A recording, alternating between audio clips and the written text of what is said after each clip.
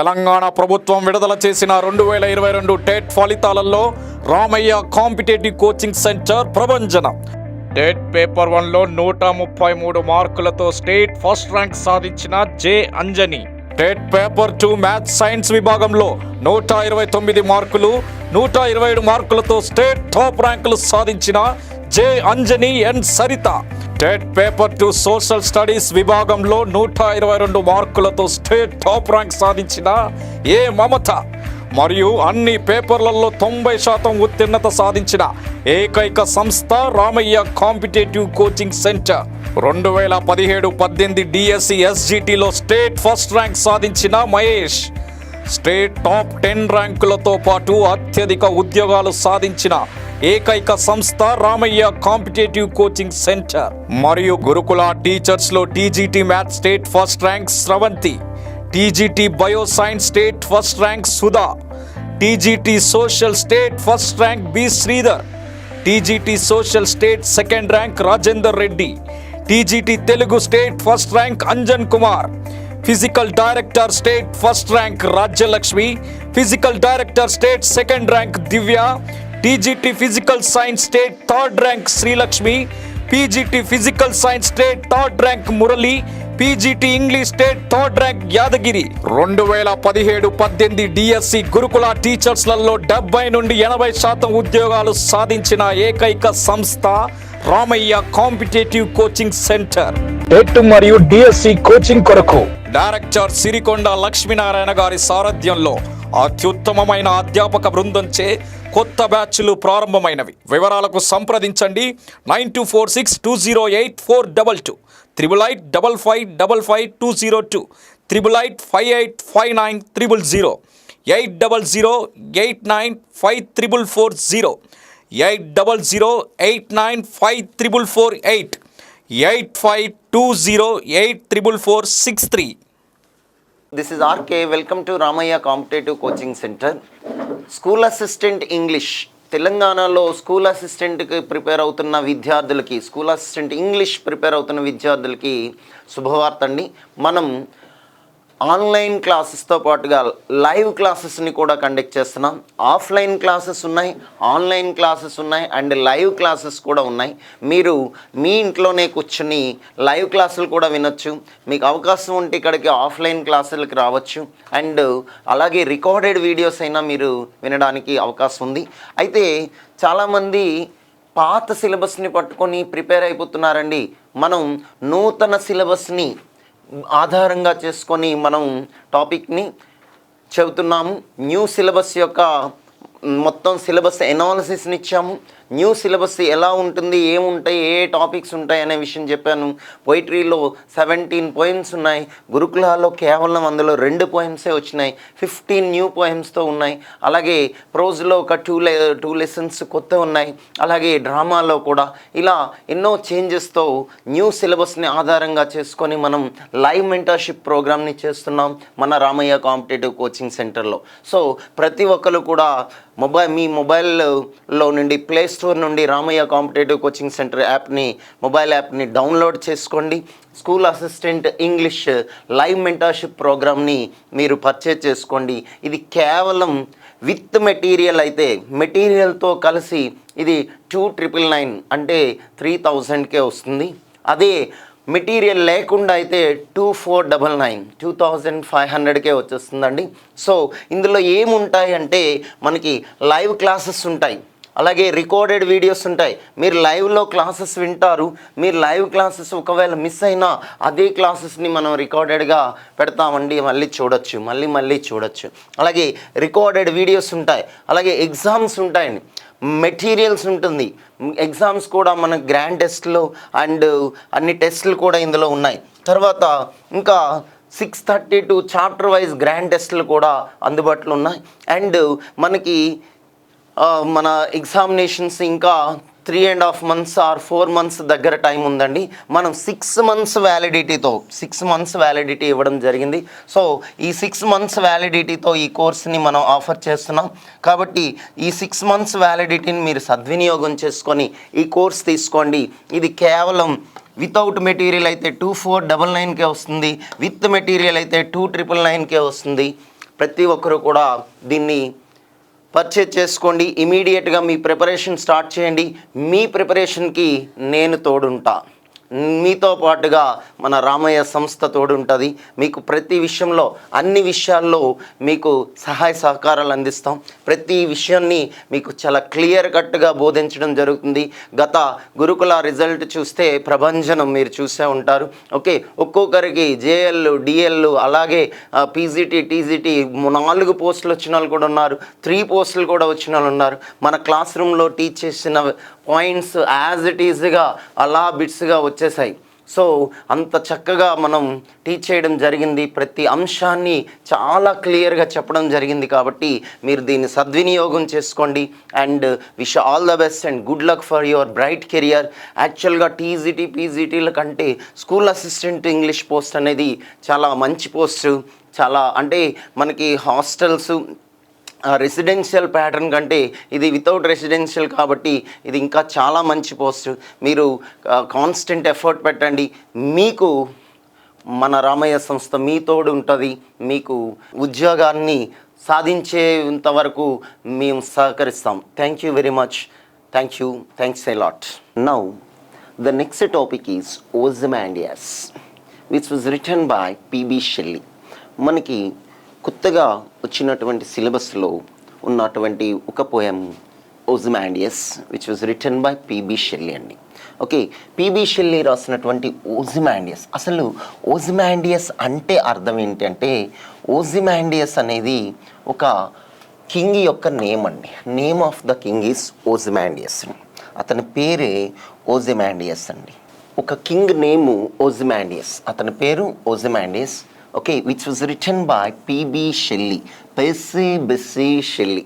నిన్నను మనం ఒక టాపిక్లో చెప్పుకున్నాం. P B Shelley is a romantic poet అనే విషయం చెప్పుకున్నాం. రొమాంటిక్ పోయెట్ అండి ఇతను.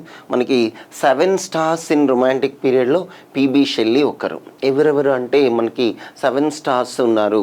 జేన్ ఆస్టన్, విలియం బ్లేక్, అలాగే Lord Byron, John Keats, P B Shelley and William Wordsworth, S T Coleridge మనకి రొమాంటిక్ పీరియడ్లో చెందిన writers.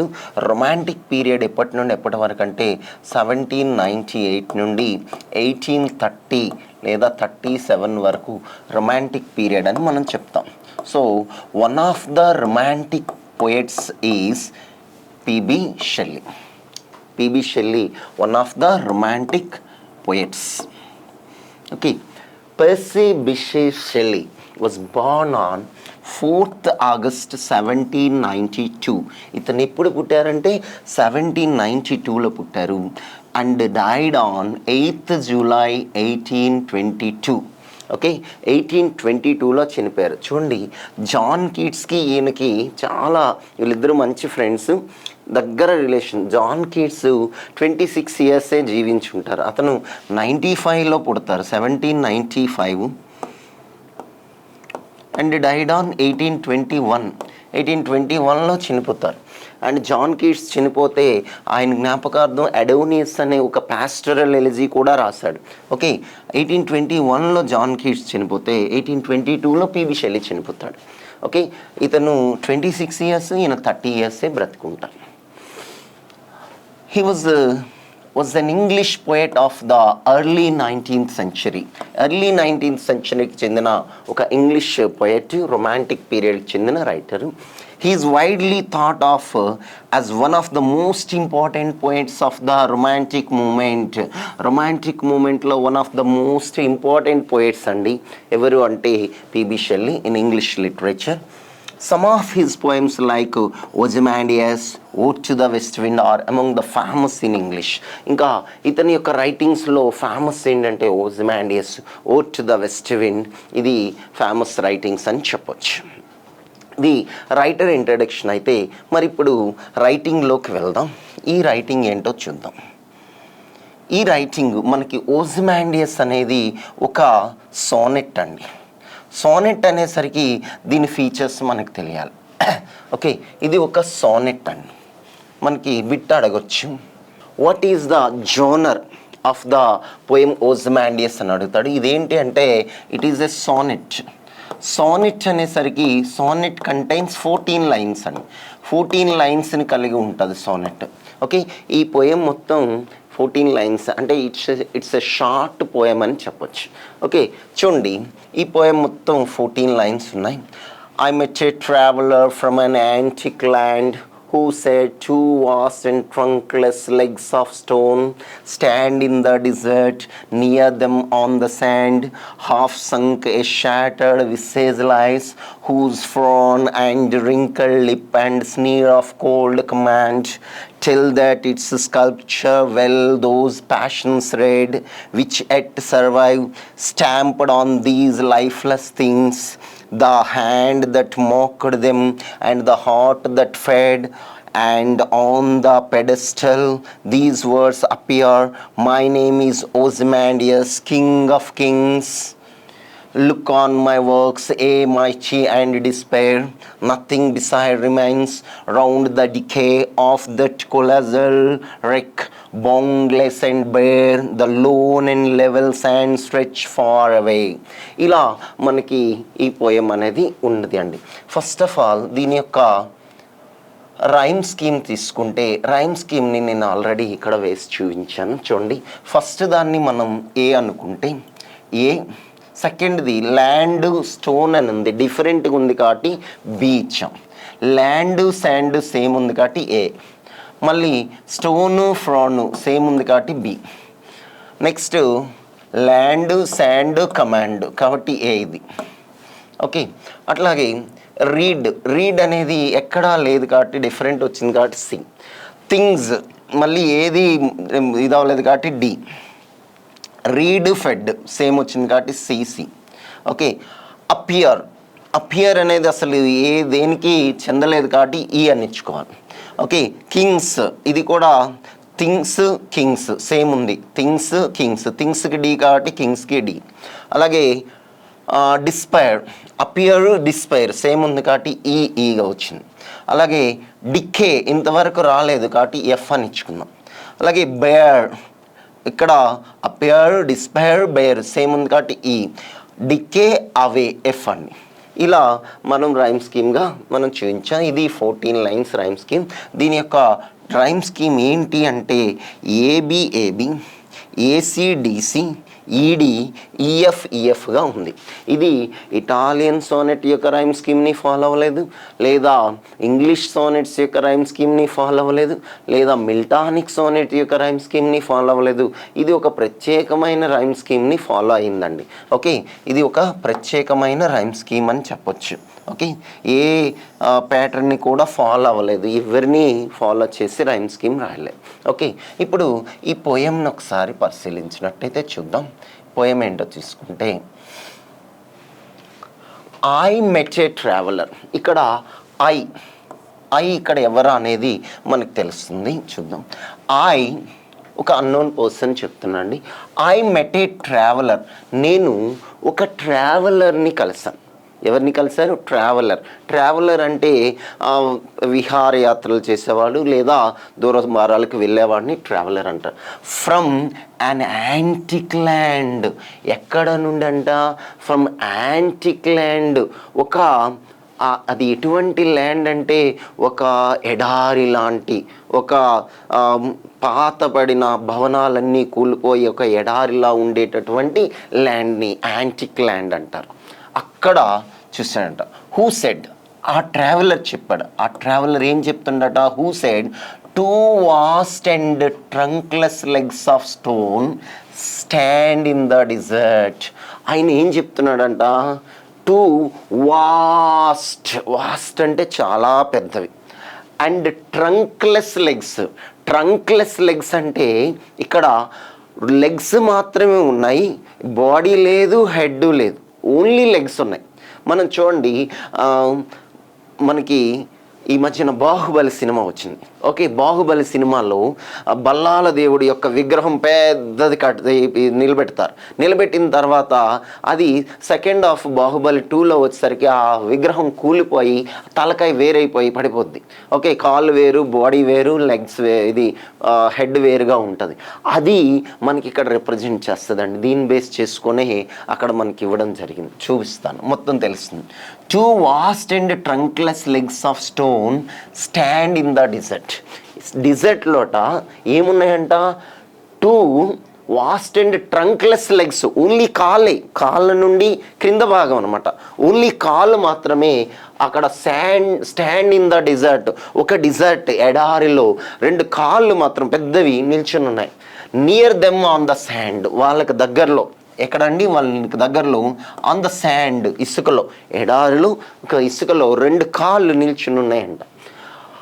Half sunk a shattered visage lies, whose frown and wrinkled lip and sneer of cold command. Half sunk a shattered visage lies. కానీ అక్కడ పక్కన ఒక తలకాయ ఉంది. ఏముందండి? ఆ హెడ్, నేను చెప్పాను కదా హెడ్ ఊడిపోయింది, ఇలా బాహుబలిలో ఎలాగైతే హెడ్ ఊడిపోయిందో, హెడ్ ఊడిపోయి కింద భూమిలో కొంత లోపలికి కప్పబడి ఉందట. ఓకే, హాఫ్ సంక్, సగం మునిగిపోయి నిండిపోయి అంటే లోపలికి ఉండి. Shattered visage lies, whose frown and wrinkled lip, అతని యొక్క ఫేస్ రింకిల్డ్ లిప్ అంటే రింకిల్డ్ అంటే పాలిపోయిండు, అంటే ఆ విగ్రహం అయితే చాలా ఇదిగా ఉందండి. ఓకే, అండ్ అది ఏంటి, మా విగ్రహంకి ఉన్నటువంటి పైన పెచ్చులు ఊడిపోయి అట్లా మిగిలిపోయిందనమాట ఆ face. And sneer of cold command, అది ఎలా ఉందంటే cold కమాండ్లా.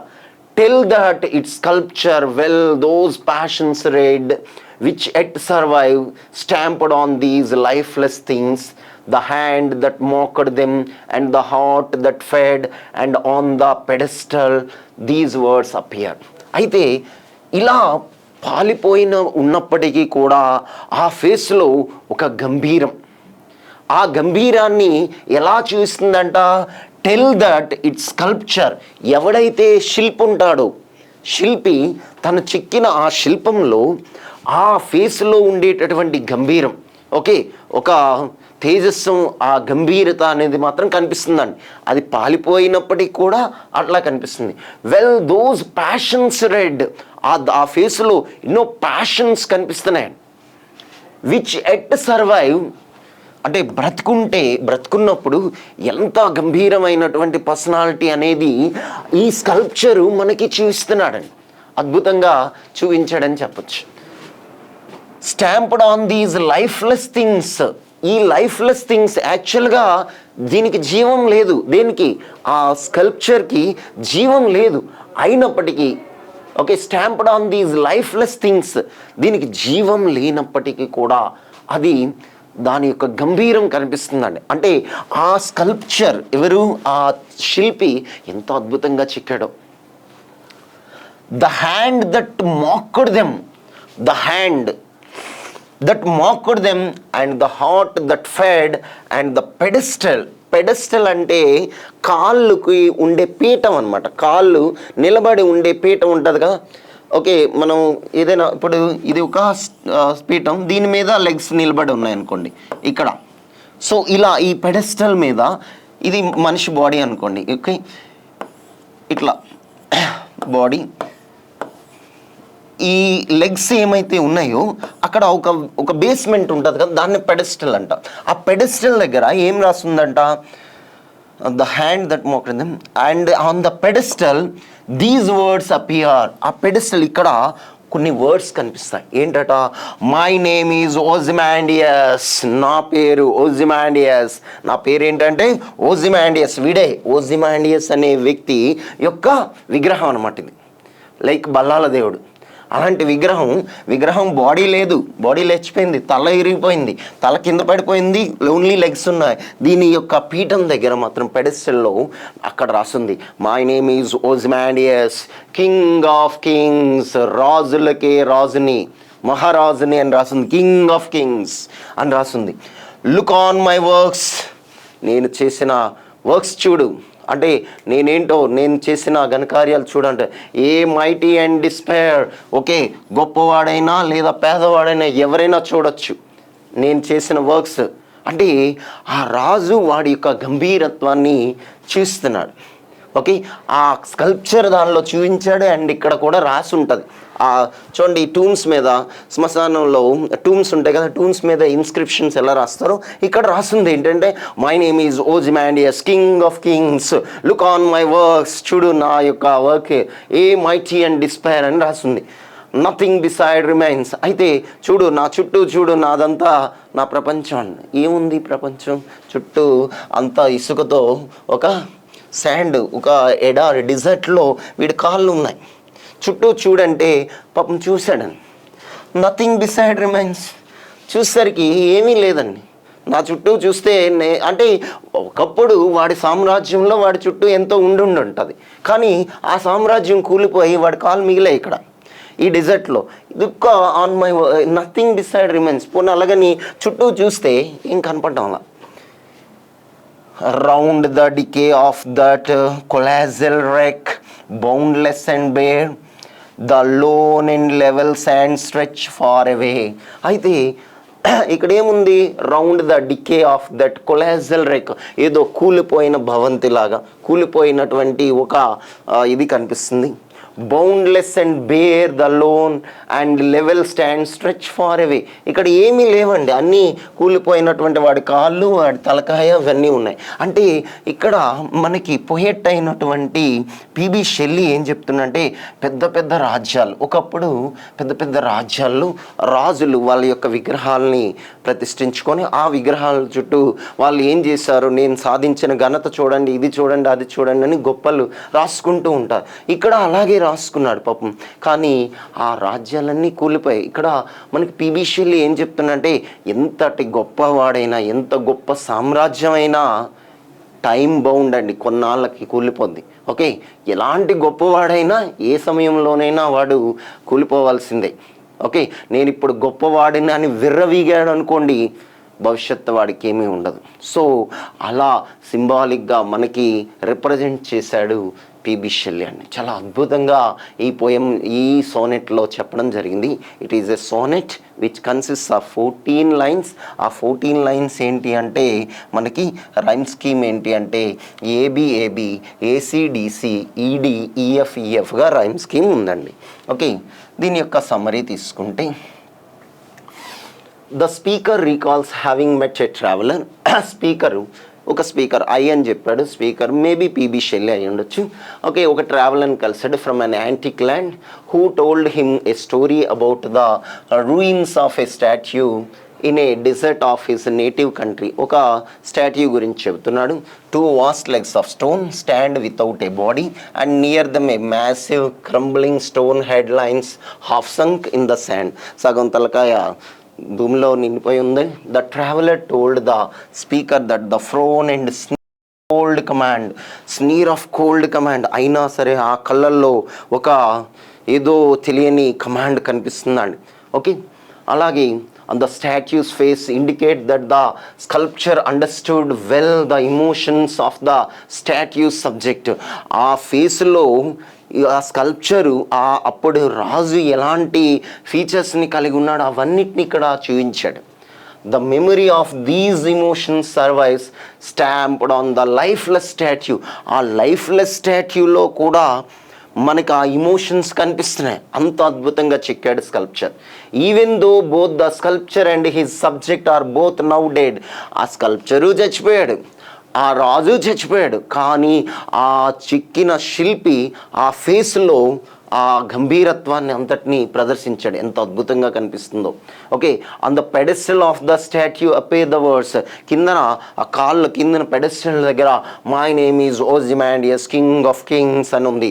Look on my works, ye mighty and despair, But around the decaying ruin of the statue, nothing remains, only the lone and level stands which stretch around it. అయితే చుట్టూ నా చుట్టూ చూడు, నా ప్రపంచాన్ని చూడు, లేదా నా సామ్రాజ్యాన్ని చూడు అంటే ఏముంది? సామ్రాజ్యం అంటే కూలిపోయింది, ఇసుకలో శాండ్లో కప్పబడింది అంటే సామ్రాజ్యాలు కూలిపోతాయి. ఓకే, ఎవ్వరు ఈరోజు పొగరుతో ఏదైనా ప్రవర్తించినా భవిష్యత్తులో వాళ్ళకి భవిష్యత్తే లేకుండా పోతుంది అని చెప్పడానికి ఇది అద్భుతమైన రైటింగ్ అండి, Ozymandias, which was written by PB Shelley. This is the summary of the poem. ఇప్పుడు తీసుకుంటే దీని యొక్క ఫామ్ ఏంటి, టోన్ ఏంటి, అలా ఇందులో ప్రతి అంశము ఇంపార్టెంట్ అండి. దీని యొక్క ఫామ్ తీసుకుంటే ఓజిమాండియస్ ఈజ్ ఎ సోనెట్. చెప్పాను కదండి, ఇది ఒక సోనెట్. సోనెట్ అనేసరికి ఎన్ని లైన్స్ ఉంటాయి? 40 లైన్స్ పోయం అండి. ఓకే, ఏ మీటర్ని కలిగి ఉంది అంటే మీటర్డ్ ఇన్ అయాంబిక్ పెంటామీటర్. చాలా చాలా ఇంపార్టెంట్ అండి, ఇది ప్రతిదీ బిట్టే. Okay, what is the genre of the poem? Ozymandias అని ఇచ్చాడు అనుకోండి, it's a sonnet. And sonnet consist of 14 lines. Okay, 14 ఏ లైన్స్ని కలిగి ఉంది? అయాంబిక్ పెంటామీటర్ లైన్స్ని కలిగి ఉంది. The rhyme scheme is somewhat unusual for a sonnet in of this era. అయితే ఈ రైమ్ స్కీమ్ మాత్రం అన్యూజువల్గా ఉంది. మీకు చెప్పాను, ఎవరి యొక్క రైమ్ స్కీమ్ని ఫాలో కాలేదు. It does not fit A conventional Petrarchan pattern, but instead interlinks the octave, a term of the first 8 lines of a sonnet with the sestet, a term of 6 lines, by gradually replacing old rhymes with new ones in the form. ఇందులో అయితే ఒకటి మాత్రం కనిపిస్తుంది, ఏంటంటే మనకి పెట్రార్చన్ Sonet అయినటువంటి పెట్రార్చన్ సోనెట్లో 8 lines అంటే 2 క్వార్టరైన్స్. Okay, 4 lines 2 క్వార్టరైన్స్. అలాగే ఒక సెస్టెట్ అంటే 3+3 ఉండాలి, కానీ ఇక్కడ 2+4గా ఇచ్చాడు. ఓకే, ఫస్ట్ 8 లైన్స్, తర్వాత 2, తర్వాత 4గా ఇవ్వడం జరిగింది. ఓకే, ఇది రైమ్ స్కీమ్ అయితే ఫాలో అవ్వలేదు పెట్రార్చన్ సోనెట్ని, కానీ ఒక ఆక్టేవ్ 8 లైన్స్, ఒక సెస్టెట్ 6 లైన్స్ని ఇచ్చినట్టుగా ఇచ్చాడు. ఓకే, ఇది మాత్రం ఫాలో అయ్యాడు. Rhyme scheme is different.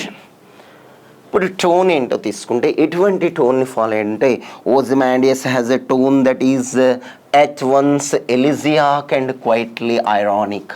First ఇది ఎలిజియాక్ టోన్ కనిపిస్తుందండి. ఎలిజియాక్ అంటే, ఎలిజీ అంటే మనం చెప్పుకున్నాం, ఎలిజీ అంటే ఏంటంటే elegy is a poem. Elegy is a poem which shows emotion, okay, emotions of sorrow, okay, and song of death. And okay, elegy is a lyrical poem expressing the emotion of sorrow and song of death. okay, ఎవరైనా చనిపోతే జ్ఞాపకార్థం రాసేది ఎలిజియాక్ poem. మరి ఆ చనిపోయిన ఓజిమాండియస్ యొక్క విగ్రహం గురించి చెప్తున్నాడంటే ఎలిజియాకే. అండ్ మరి కొంచెం ఐరానిక్గా కూడా ఉంది. ఎందుకు ఐరనీ అంటే ఏ రాజ్యాలైనా కూలిపోతాయి అంటే డిఫరెంట్గా దానిలో ఉన్నదానికి డిఫరెంట్గా మనకి చెప్పాడు, ఐరానికల్ ఎక్స్ప్రెషన్ ఇచ్చాడు. The term elegiac derives from the mournful type of poem known as elegy. Okay, elegy నుండి తీసుకున్నాం. ఎలిజీ అంటే మనం చెప్పుకున్నాం కదా, elegy is a lyrical poem expressing the emotion of sorrow or song of death, దాన్ని elegy అంటాం. Which typically centres on the loss of something cherished. ఎవరైనా కోల్పోతే, ఎవరైనా జ్ఞాపకార్థం రాసేవే ఎలిజియాక్ పోయం అండి. Elegies often grieve the passing of beloved individuals, but they can just as well lament loss of anything the poet may hold here. Okay, hold dear. ఎవరైనా దగ్గర వాళ్ళు చనిపోతే వాళ్ళ జ్ఞాపకార్థం రాస్తుంది ఎలిజీ. బట్ ఇక్కడ ఏంటంటే ఓజిమాండియస్ యొక్క కింగ్ చనిపోయాడనే విషయాన్ని ఇక్కడ మనకు చూపించాడు, అందుకే ఎలిజీ ఆకండి. అలాగే ఐరానిక్గా కూడా ఉంది. నెక్స్ట్ ఇందులో ఏ మీటర్ని ఫాలో అయ్యాడు? మీటర్ గురించి చెప్పాం. మీటర్ ఏంటి అంటే iambic pentameter. Okay, Shelley wrote Ozymandias in iambic pentameter. గుర్తుపెట్టుకోండి, రాసుకోవాలి. ఓకే, అయాంబిక్ పెంటామీటర్లో రాశాడు. Meaning that on average each line in the poem consist of 5 iambs. 5 iambs కలిగి ఉంటుంది. మీకు తెలుసు, మీకు ఆల్రెడీ చెప్పుకున్నా. అయాంబ్ అంటే ఒక అన్స్ట్రెస్డ్ సిలబుల్, ఒక stressed syllable. Okay, iambic Penta అంటే 5 ఫీట్ని కలిగి ఉంటుంది. అంటే 5 టైమ్స్ అన్స్ట్రెస్డ్ స్ట్రెస్డ్ ఇవ్వాలి.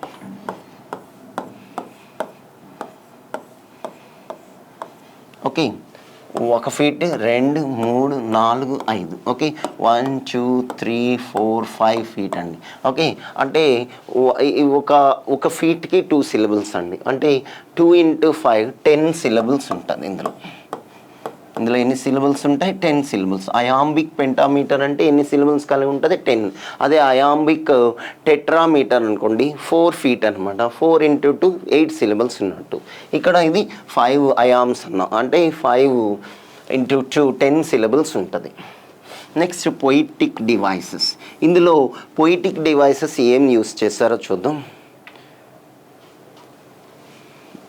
ఇందులో పొయిటిక్ డివైసెస్ ఏం యూస్ చేస్తారు సార్? దీనికి సంబంధించిన పీడిఎఫ్ అంతా మనము యాప్లోనే పెడతామండి. ఇదంతా ఈ పీడిఎఫ్ నేను ఇప్పుడు ఏదైతే చెప్తున్నానో ఇది అందులో పెట్టిస్తాను.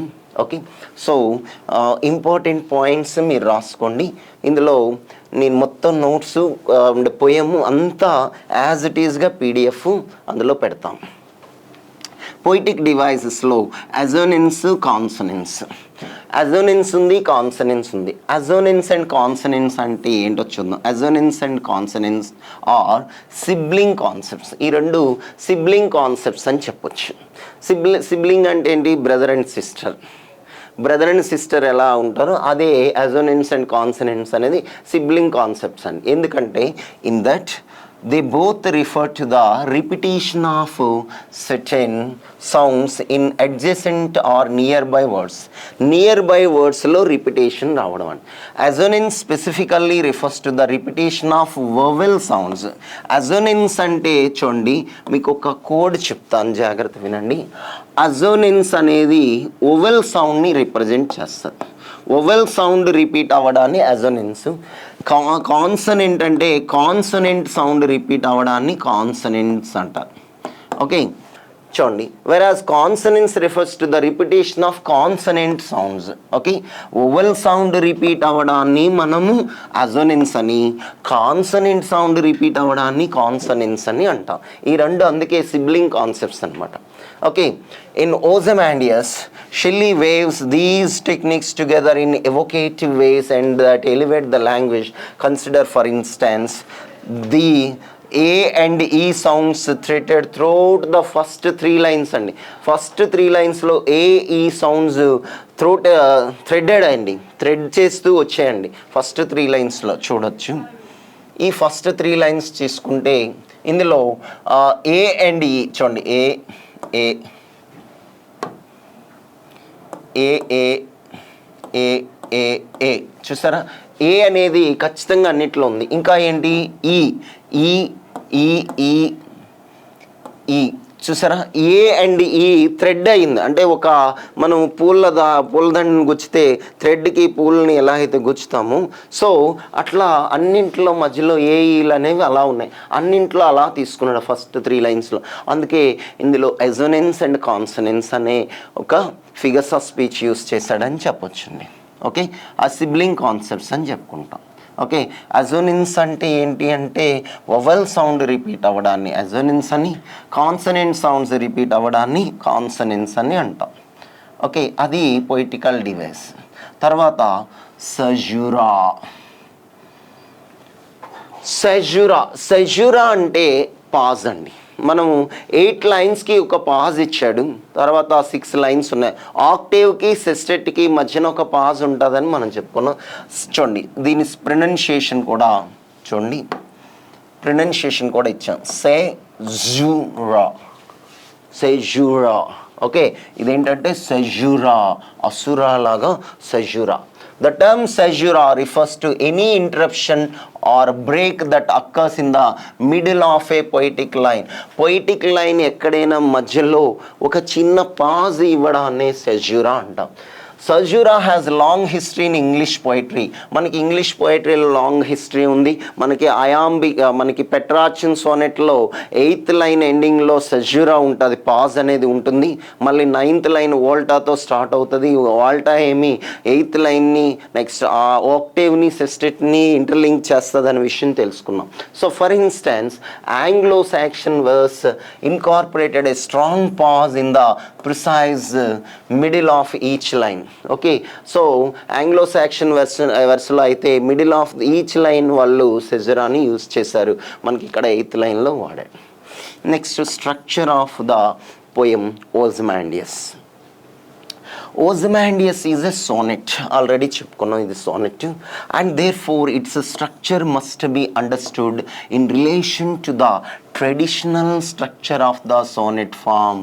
ఇతను సోనెట్ ఫామ్ యొక్క ట్రెడిషనల్ స్ట్రక్చర్ని ఫాలో చేశాడు. Shelley has made this task more challenging than usual by fascinating a unique blend of 2 types of sonnets. ఈయన ఏం చేశాడంటే అటు ఇటాలియన్ సోనెట్స్ని కానీ పెట్రాచిన్ సోనెట్స్ని కానీ ఇంగ్లీష్ సోనెట్స్ కానీ, అంటే పెట్రాచిన్ ఈజ్ నథింగ్ బట్ ఇటాలియన్ సోనెట్స్ని కానీ ఇంగ్లీష్ సోనెట్స్ని కానీ రెండిట్లో ఇదేన్నీ కాకుండా అన్యూజువల్ స్టైల్ని యూజ్ చేశాడండి. చూసారా, more challenging than usual by fascinating a unique blend. ఒక యూనిక్ బ్లెండ్ని ఉపయోగించాడు. ఆ 2 types of sonnets అయిన ద ఇంగ్లీష్ సోనెట్స్నే మనం షేక్స్పియర్ సోనెట్స్ అంట, అండ్ ద సోనెట్స్ ద ఇటాలియన్ దాన్నే పెట్రాచిన్ సోనెట్స్ అంట. ఇంగ్లీష్ సోనెట్స్ పెట్రాచిన్ సోనెట్ని రెండింటిని కలిపేసి మిక్సీలో వేసి ఒక కొత్త టైప్ ఆఫ్ రైమ్ స్కీమ్తో ఈయన మనకి ఇచ్చాడండి. ఓకేనా, సో ఈ రెండింటిని స్ట్రక్చర్ని ఫాలో చేయకుండా చేశాడు. ఇప్పుడు థీమ్స్ తీసుకుందాం. ఎటువంటిది ఏ థీమ్స్ని ఫాలో అయ్యాడో చూద్దాం. మనకి థీమ్ మీద కూడా బిట్ అడగొచ్చండి. ఏంటి థీమ్ అంటే ఒక 3 థీమ్స్ ఉన్నాయి. First theme the heroic, visionary role of the poet. Heroic అండి, హీరోయిక్ థీమ్ ఉంది. ఎవరి హీరోయిక్ అంటే ఓజిమాండియస్ అనే ఒక విగ్రహాన్ని, ఈవెన్ వాడెవడో ఓజిమాండియస్ అనే కింగ్ ఉండేవాడు. ఓకే, ఆ కింగు చచ్చిపోయాడు, దాన్ని చెక్కిన శిల్పి చచ్చిపోయాడు, కానీ ఆ ఫియర్ఫుల్ లుక్, అతని యొక్క గంభీరం అనేది ఇప్పటికీ కనిపించినట్టు చూపించాడు. అదే heroic. Okay, the heroic visionary role of the poet. In Shelley's poetry, the figure of the poet is not simply a talented entertainer or even a perceptive moralist, but a grand, tragic and prophetic hero. ఒక grand, tragic and prophetic హీరోని చూపించాడని, ఒక grand స్టైల్లో ఉండే tragic హీరోని exhibit చేశాడు. ఓజిమాండియస్ అనే ఒక విగ్రహంలోని ఒక తలకాయని చూపించే అంత అద్భుతంగా చెప్పాడు. ఇది మనకు ఒక థీమ్ అయితే. Next the power of nature. రెండవ థీమ్ ఏంటి? Power of nature. నేచర్ యొక్క పవర్ ఏంటో చూపించారండి. ఏంటి పవర్ ఆఫ్ నేచర్ అంటే, like many of the romantic poets, especially William Wordsworth, PB Shelley demonstrates a great reverence for the beauty of nature. Beauty of నేచర్ని ఇతను కూడా మనకి లైక్ వర్డ్స్వర్త్ లాగే పిబి షెల్లీ కూడా బ్యూటీ ఆఫ్ నేచర్ని మనకి exhibit చేశాడు. And he feels closely connected to the nature's power. Nature యొక్క పవర్ ఏంటో చూపించాడు. అంటే కాలగర్భంలో టైం నేచర్ యొక్క ఇంట్లో ఎంత గొప్పవాడైనా సరే కింద పడిపోవాల్సిందే. వాడు గొప్ప ఓజిమాండియస్ అనే ఒక గొప్ప రాజు అయి ఉండొచ్చు, కానీ కాలగర్భంలో ఏమయ్యాడు? కూలిపోయాడు. సో నేచర్ కంటే పవర్ఫుల్ ఇంకేమీ లేరండి. ద పవర్ ఆఫ్ నేచర్ని ఎగ్జిబిట్ చేశాడు మనకి P B Shelley. In his early poetry Shelley shares the romantic interest in pantheism, the belief that God or a divine unifying spirit runs through everything in the universe.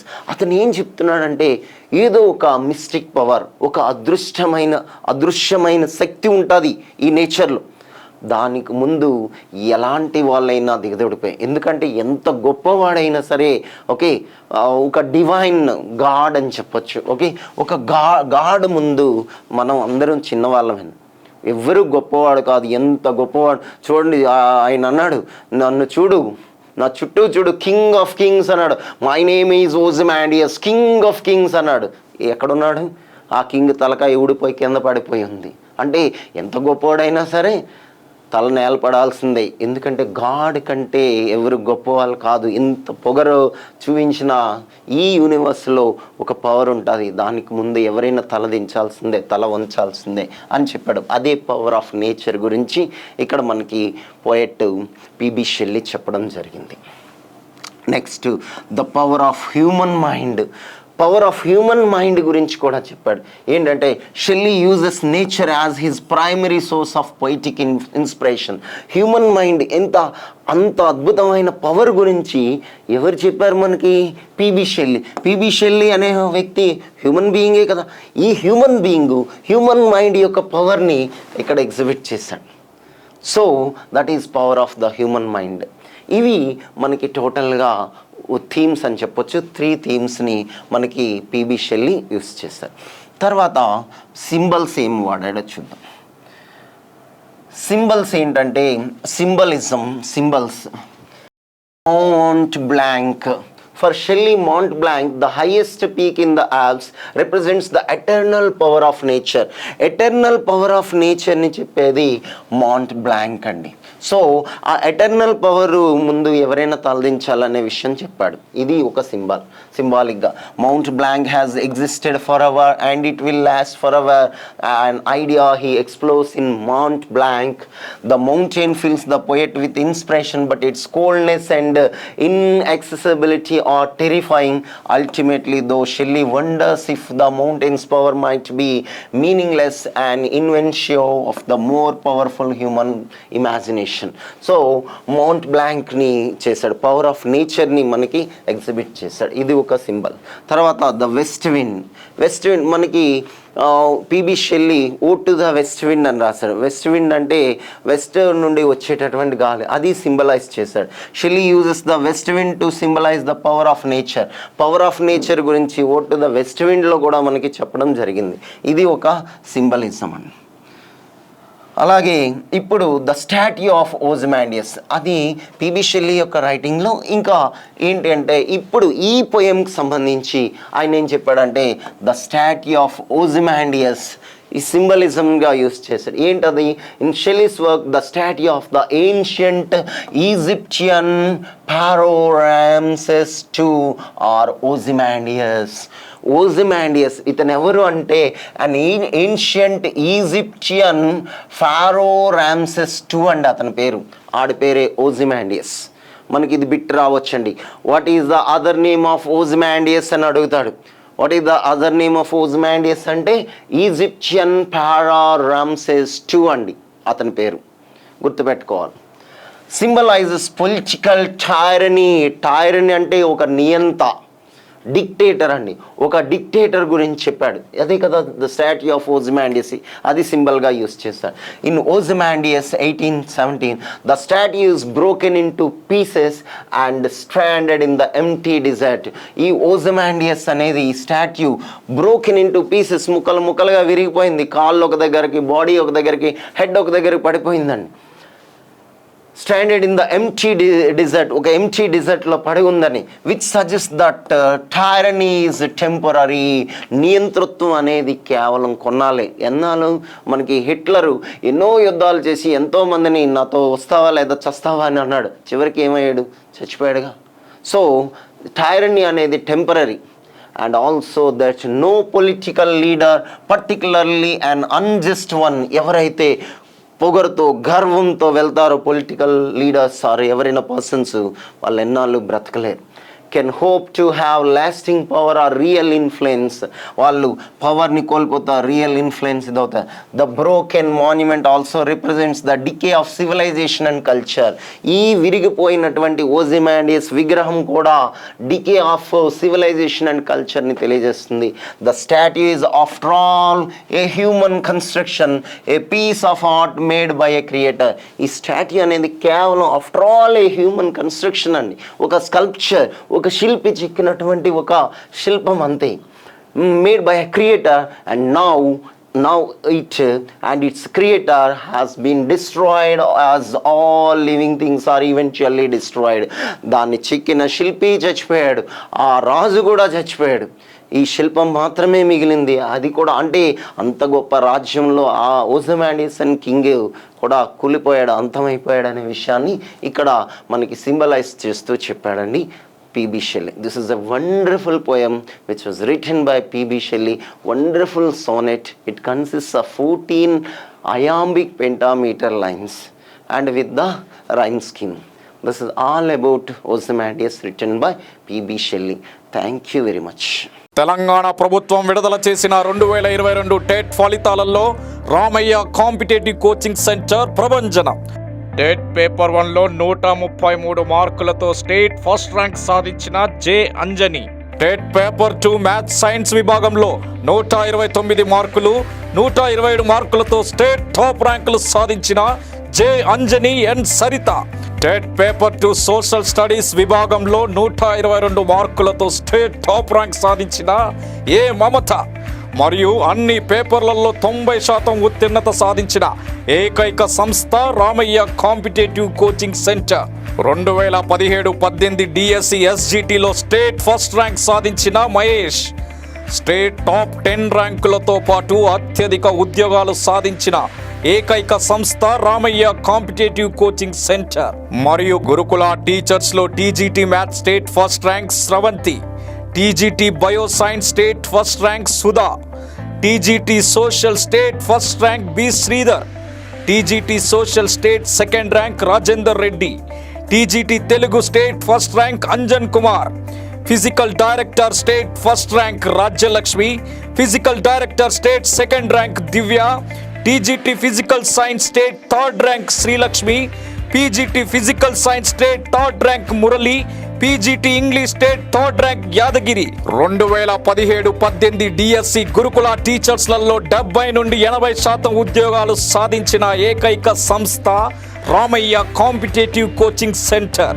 TET మరియు DSC coaching కొరకు director Sirikonda Lakshminarayana గారి సారథ్యంలో అత్యుత్తమమైన అధ్యాపక బృందంచే కొత్త బ్యాచ్లు ప్రారంభమైనవి. వివరాలకు సంప్రదించండి 9246208422, 8885555202, 88585900, 8008954440, 8008954448, 8520844463.